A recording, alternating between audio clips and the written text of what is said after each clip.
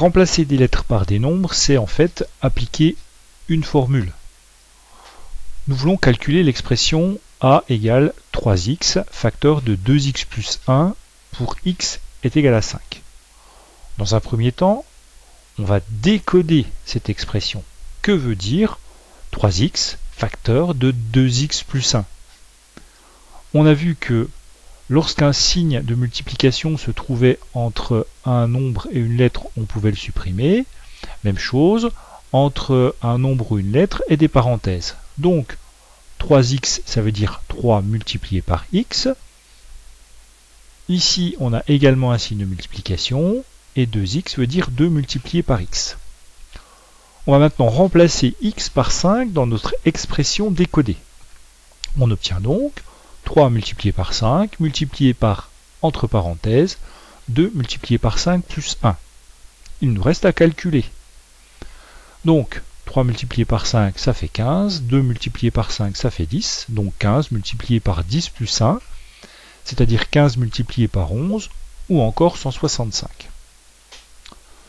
Donc, remplacer des lettres, comme on l'a dit, c'est utiliser une formule. Ici, si on veut calculer le volume de ce cylindre de révolution, on a appris que le volume se calculait en utilisant la formule pi r au carré h. Avec ici r égale 3, le rayon de la base, et h égale 5, la hauteur. Décodons notre expression pi r carré h. Qu'est-ce que ça veut dire? Toujours pareil, le signe de multiplication qui est caché. Donc pi r carré h, ça veut dire pi multiplié par r au carré multiplié par h. Et je vous rappelle que r au carré, ça veut dire aussi r multiplié par r.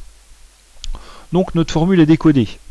Pi r carré h, c'est pi multiplié par r multiplié par r multiplié par h. Il nous reste à remplacer r et h par leur valeur. R, le rayon 3, h, la hauteur 5. Je remplace donc r par 3 et h par 5. Je fais le calcul. J'ai une suite de multiplication, donc je peux le faire dans l'ordre que je veux. 3 multiplié par 3, ça fait 9, fois 5, 45. Donc 45 multiplié par pi. Je me souviens également que le signe de multiplication entre un nombre et une lettre, je peux l'enlever. Donc ça fait 45 pi. Et si j'en veux une valeur approchée, j'utilise ma calculatrice et j'obtiens 141. Ici, je vous rappelle que nous voulions calculer un volume avec un rayon en centimètres et une hauteur en centimètres. Donc, le volume de ce cylindre de révolution est environ 141 cm3.